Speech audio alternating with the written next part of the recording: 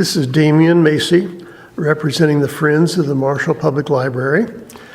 And this is Wednesday, September the 14th of 2016. And I'm at the library with Jo Sanders. She has been involved in Marshall community quite a bit and is also with the donut board of the library, and I'm sure she'll explain that a little bit. And with our celebration of the 100 years, that ties right in with our interview with Jo. So with that, I'll introduce you to Jo Sanders. Well, originally, we moved to Marshall in 1983. Originally, I'm from Mount Morris, Illinois, which is south of Rockford, between Rockford and Dixon. My dad was a school teacher and coach, and my mom was a secretary. Where was I going to go from there? I was a library kid as a young child. I remember going to the library a lot, and my mom says we always knew where Jo was. She was on the couch reading. So, Jo, did you have some other hobbies other than reading that maybe continued on into the present? I was in 4-H, so I did sewing and cooking and that type of thing. Back in, not sports so much, back in the olden days, there weren't so many sports for girls. So I did take piano lessons, and we got to the point, my sister and I, we got to the point where the teacher said, well, I can't really help you anymore, and I wanted to branch out into organ. I was in like a freshman in high school. And so we went to Dixon, and my sister took piano lessons and I took organ lessons. My teacher, her husband was an organ builder, and they had an organ in their home, and it was very nice. I did play in Dixon at I think it was the first Christian church. It was a Christian church where Ronald Reagan went, because of course he's grew up in Dixon. And I had a long period where I didn't have access to an organ, but now I've played at the First Methodist Church for quite a while, probably 15 or 20 years, more than I think. So, and I do enjoy it very much. So with that as kind of a background and coming to Marshall, were you involved in the library at all when you first came here, or did that come by a little later? That came later. The library district, the library was enlarged in about 94, bought the other building, and then in about 95 they started talking about having a donut taxing district, which includes all of Marshall School District except York and Melrose Township. And so I was thinking, you could talk to Eleanor or Paula. They know more about how it was formed. But anyway, there was a referendum and the donut district was formed. So we're Marcia Area Public Library, and we have a contract with the city, and our taxes, a certain amount, go to the Marshall Public Library. Are those positions on that board appointed or elected? Those are elected. The public library positions are appointed by the city, and the area district is elected. So. What prompted you to say, hey, here I am, I'm interested? Well, I didn't say here I am. Someone had to leave the board, and they asked me if I would be interested, and I said yes, because, we love to support libraries. So, and this is a great library. I think, I was thinking about the strong points of the library. One was when we obviously increased the size. You can do so much more the more square feet you have. And also the fact that we have a library director and a librarian. And it's just too much to have a really spectacular library like we do, it's too much for one person. So we're really lucky to be able to have a director and a librarian who has an MLS, a Master's in Library Science. You used the phrase, I believe, donut board. Can you kind of explain how or why that name applies? Well, the Marshall Public Library serves the city limits of Marshall, and the area serves all of Marshall School District outside of the city limits, except for York and Melrose townships. Do you know about how many people would be involved in that donut board? That would have access to the library? No, I mean just how many? The population? No, I don't. I should, because we get, every meeting, we get, how many people how many cards are out in the donut district, but I'd have to look. Yeah. So what is the interface between that donut board and the board of the library, Fort Marshall? We're really separate entities. We don't meet with them. At times, anyone is welcome to attend the meetings, of course. And as the president in the past, I did attend a few meetings just, for kind of informational purposes. But we operate as two separate entities, and Allison Thompson, the director, is our link. So is your support then basically a financial one or a management function or? Basically financial. The public board sets the policies and that type of thing. And we're just an adjunct to them. We purchased that little kitchen several years ago. We purchased the technology person for the library, which is huge. That's just a huge part of the library now is the technology. And so we purchased that service, and then just little whatever is needed, kids' kits, or we've purchased furniture in the past. Just whatever. So is your funding from donations, some taxes, or where does that? We're a taxing district. Okay. Yeah. Do you set how those taxes are assessed then, or does that come from some powers that be above? Well, we're required to levy our maximum by our contract with the city library, and our lawyer helps us with that, with the appropriation and levy. So how long have you been on the board then since? I've been there, I think next year will be my 20th year. In that period, Oh, no, go ahead. in that period of time, what changes have you seen in the library, its usage, and what all it does?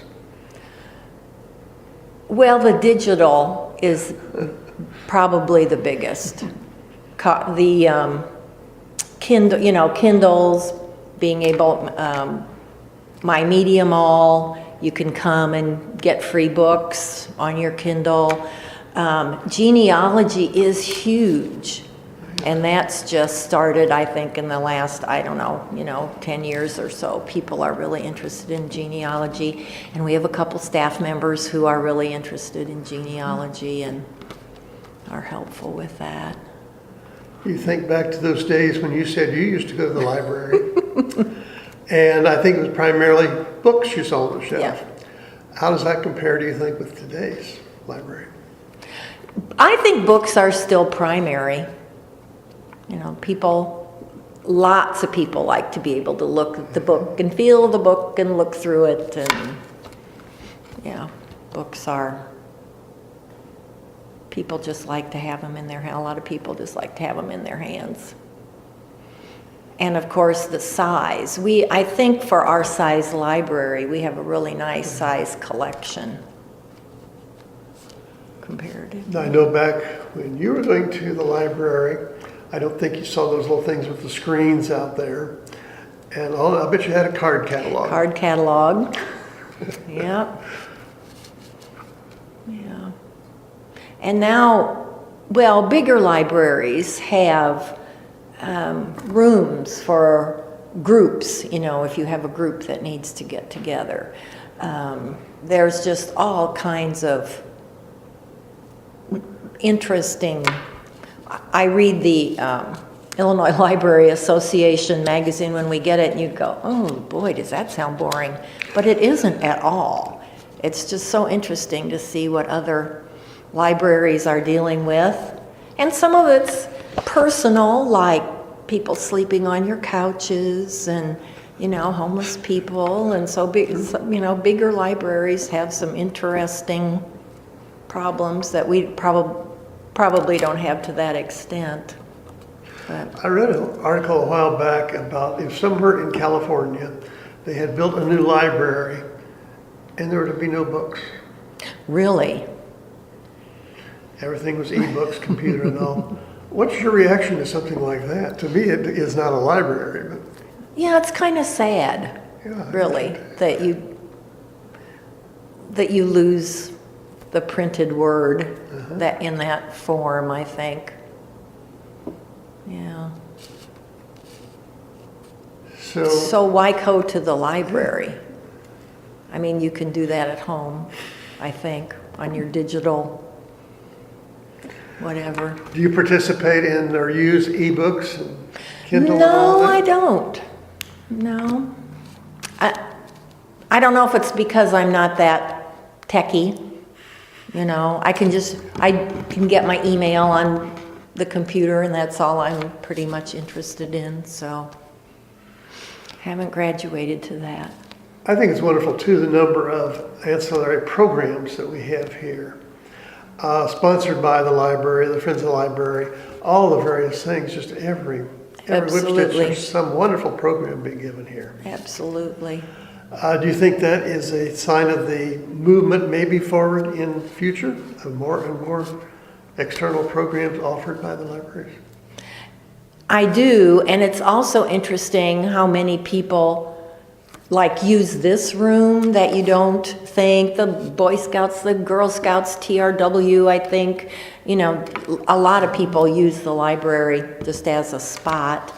And as programs are so interesting because you're hearing from the person, you're not reading it in a book, so it's one step closer. And they are very interesting. And so different.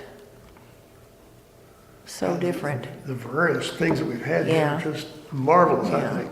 History and food and cooking and, yeah. Lots of, Do you know or have a feel of what the public's attitude has been over these 20 years that you've been in the library, about the library? I think it's very positive. If you just go by the grants or donations and contributions that we get, people give us money because they know it's going to be well used and further literacy and education. And even people traveling right back, how wonderful the library was. Some have given us donations just passing through. And the staff was helpful, and so I think it's very positive. Those years that you spent in the library as a youngster, now, would you care to go back? Regress maybe to the library of the past?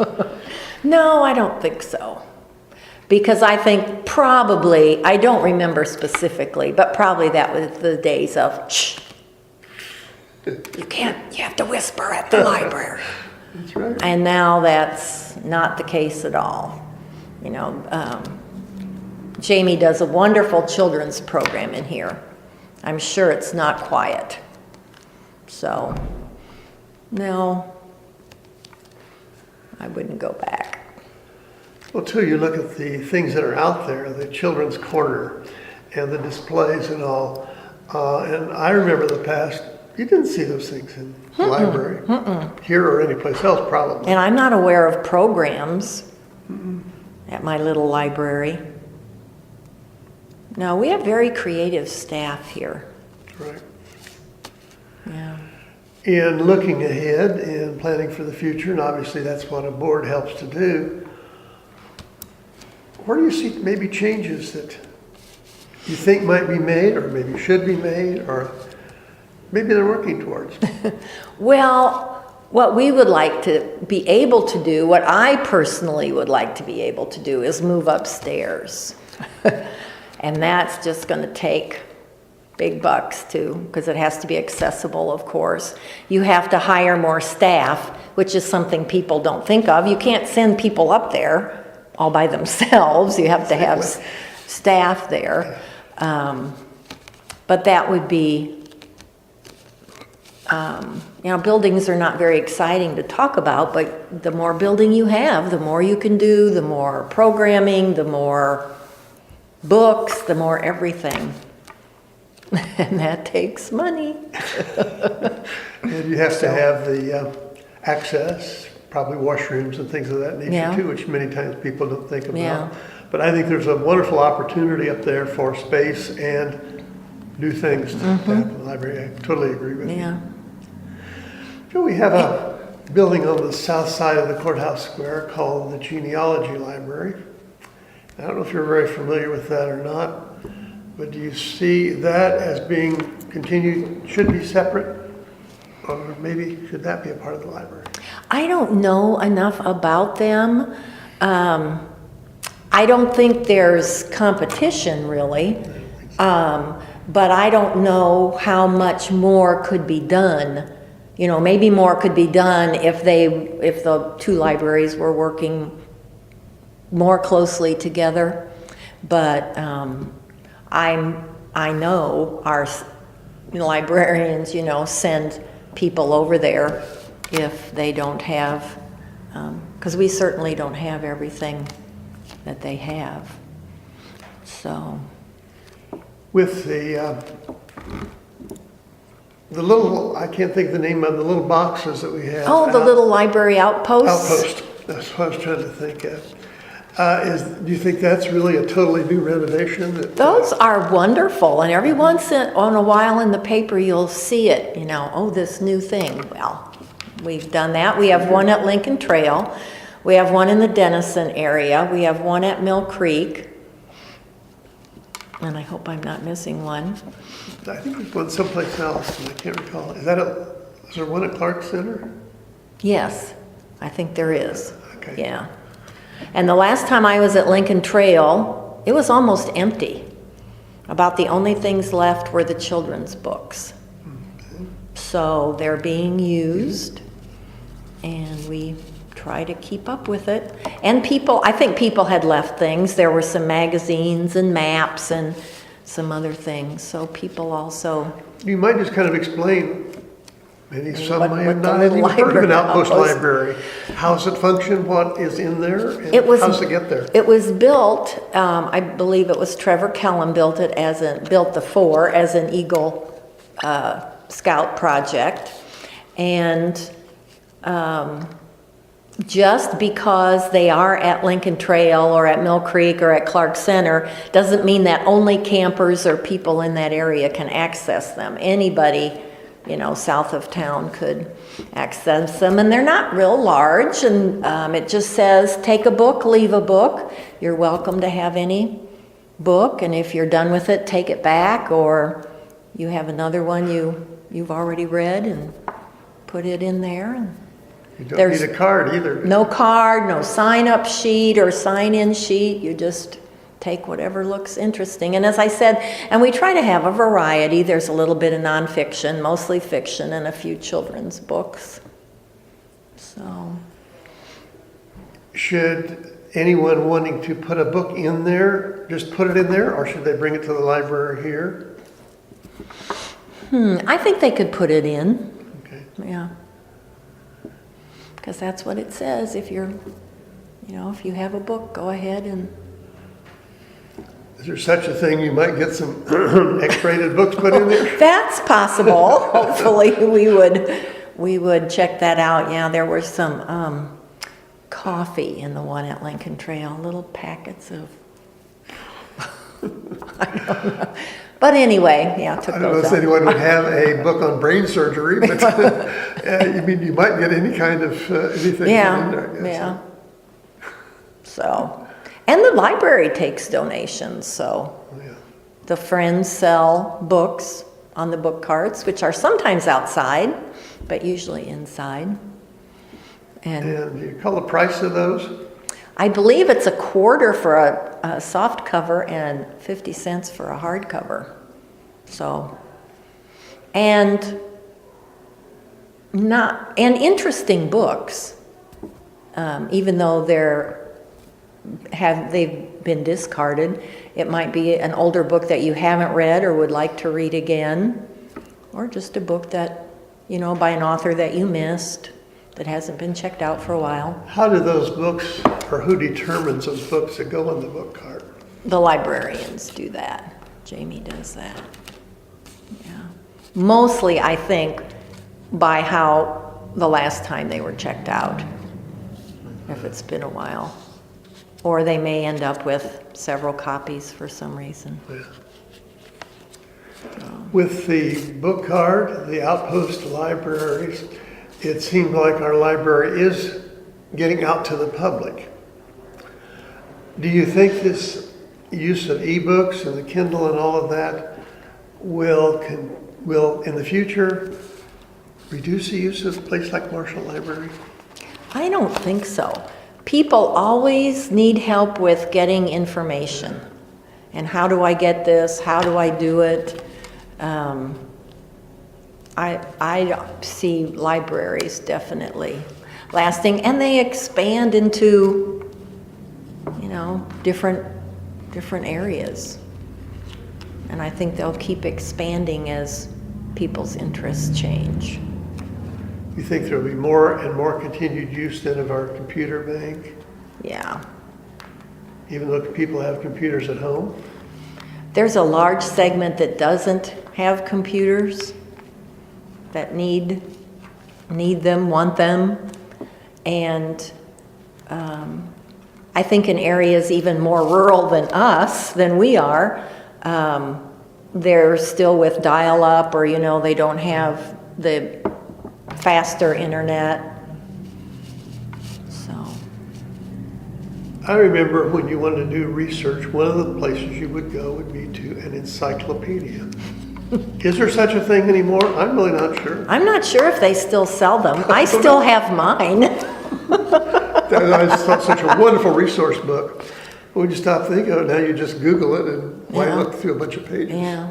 But my kids knew the C book and the D book, and they would open to the cat page and look at all the cats and all the dogs, and so look at all the pictures.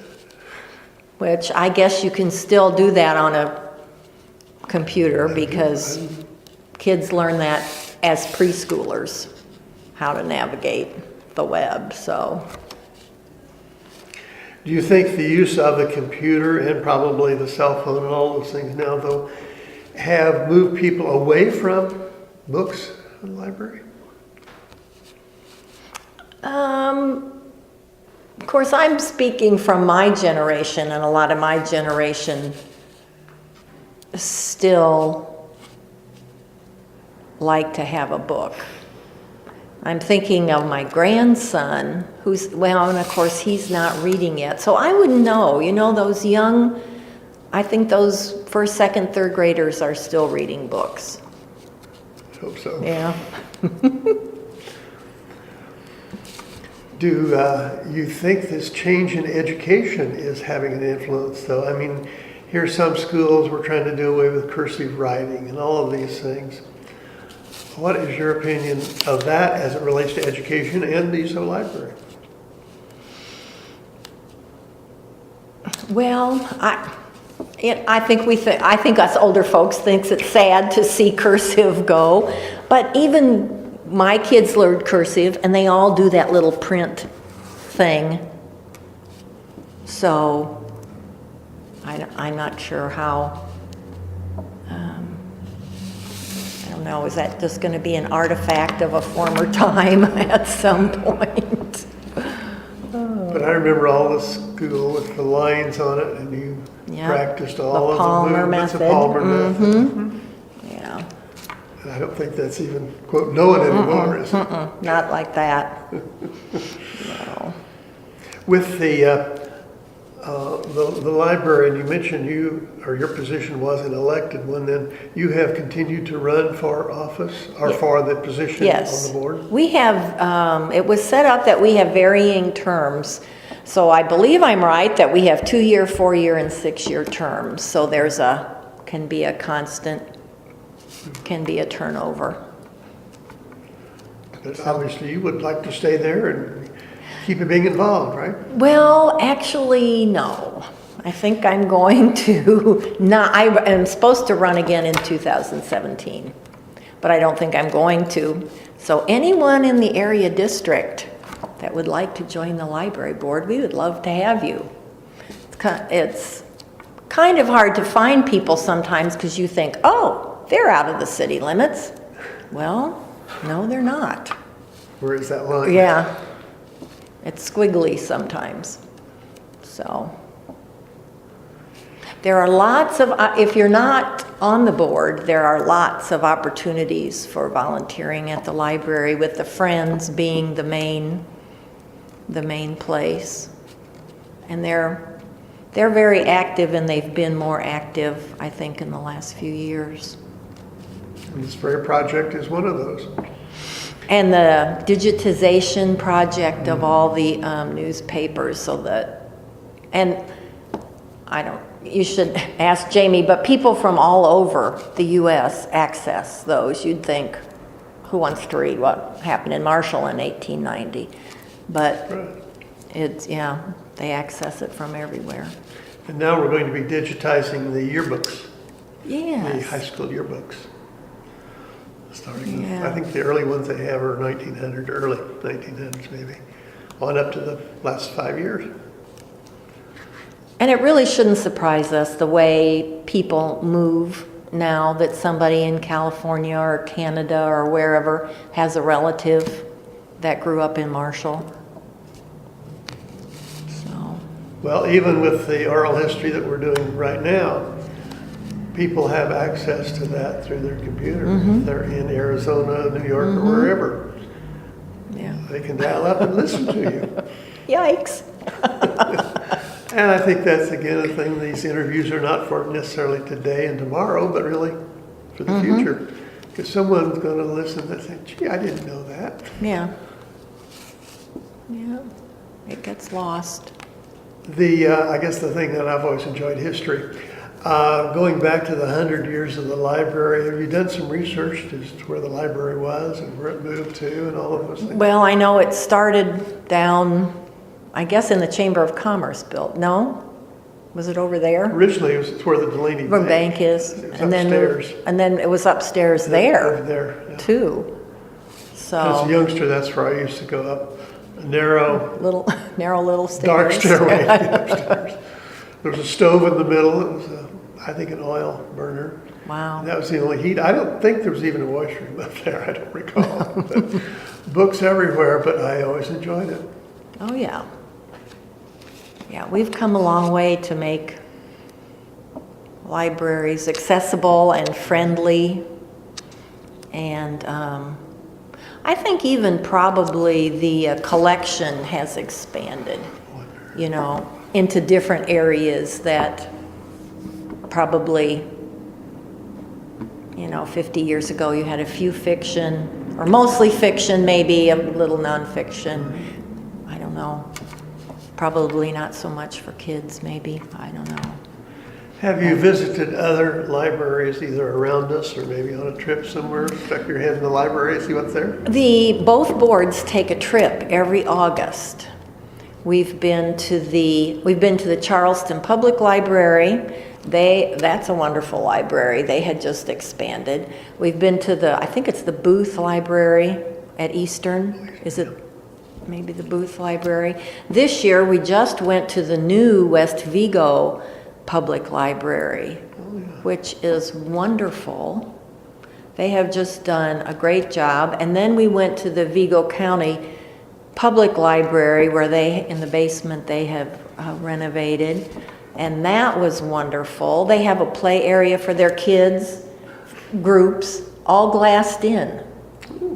So you don't have to worry, the staff doesn't have to worry about being alone with kids.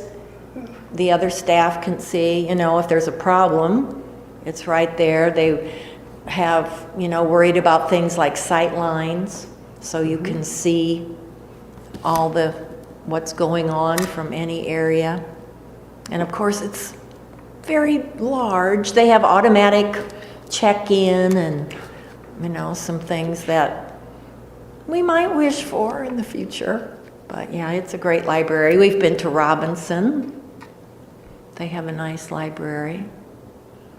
Have you seen some things at these libraries that you would say, we really ought to have that here? Well, the West Vigo Library had a system, and I'm not sure what you call it, where you can use like a whiteboard and do instruction like you would at school. So everyone has their own computer, and then you have your computer, and they look up there, and yeah, it was great.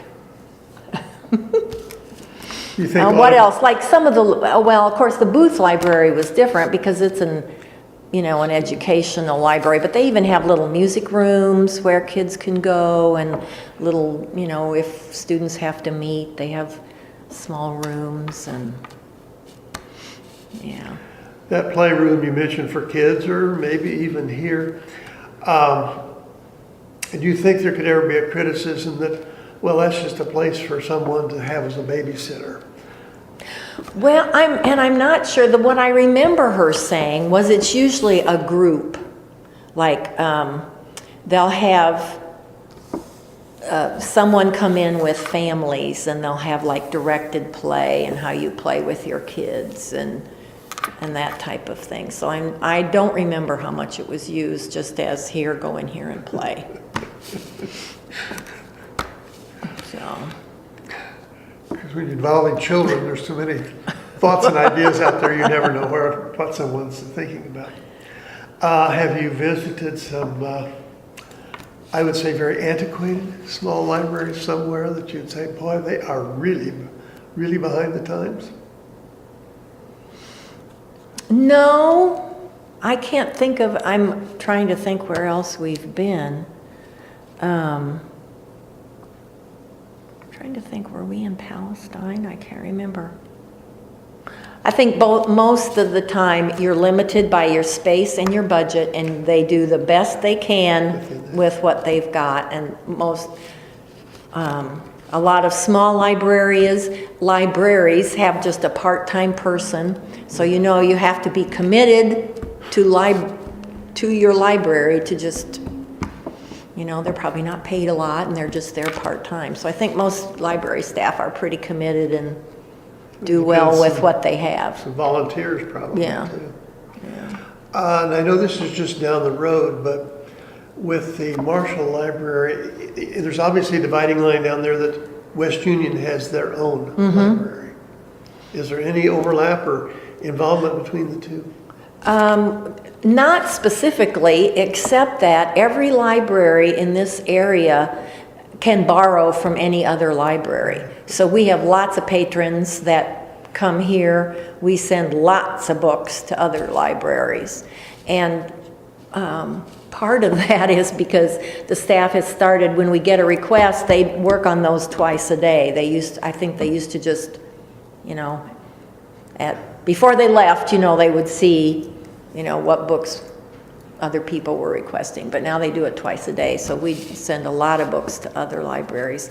The West Union, I've never been to the West Union Library, but I know they're active and they have programs, and so I think that would probably be one of those small libraries that has very committed staff and board to providing for their patrons. That getting a library book from somewhere else, or one of ours going someplace else, I guess just mechanically, is that done on the computer, so you find out what's available? Then physically, to get that book someplace else, or one from there to here, how's that handled? And I'm not going to be able to come up with the name. because I'm old. And I have word retrieval, but it used to be the Lincoln Trail Library System, and it's now the Heartland Library System, and they have staff that do that. Go from library to library with So they're books. physically taking the books Yeah, from one one place of- to the yeah. other, and then if As it's far- a book of ours in the Marshall Library that's somewhere else, is there tracking to make sure that that Oh, gets yeah. back here sometime? Yes, scanned, of course, through the computer, so.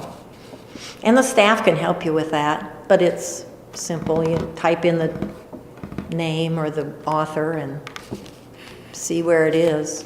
And in fact, our staff is really helpful because I was looking for a book one time, not too long ago, and of course I wanted it the next day. So Edie got online and said, well, it's in Martinsville. That hadn't come up. So I went to Martinsville and got it. Okay. You did have it the next day So- then? Yeah. So helpful staff and, yeah. Well, it sounds like you kind of enjoyed your period of time on the donut board of the library. And certainly things have really changed, I think, a lot in even just the last 15 years. And our wonderful facility here is such an advantage for the town. It Well, the whole is. community and the It county is. almost. Yeah. So you can be proud to be a part of that. And we appreciate your service. Well, thank you. And also thank you so much for being with us today on the interview. Thank you. And somewhere someone's going to say, gee, I didn't know that you've helped fill in a gap. So it is, as the name implies, part of history of the future. Yeah. Well, I hope people will just come to the library and check us out. People come in and read the paper or a magazine, and they never check out a book. But if you have 10 minutes between errands or something. And a nice there's- comfort facility there. And too. there's always a puzzle. We have apparently great puzzlers here, so there's always a puzzle if you have a few extra minutes, or keep track of the programs because they're very interesting and varied, as I said. Interesting you mentioned that puzzle because there's a couple ladies that just almost any time during the week, you come in the library and they're over there working on it. Yeah. And also the number of periodicals that they're there. Oh, yeah. The magazines and all that, my gosh, you really wouldn't have to take anything at all at home. You'd have access to them. Right Yeah. here. Yeah. Well, thanks again, Joe. It's been a real delight, and I appreciate your time. Thank you.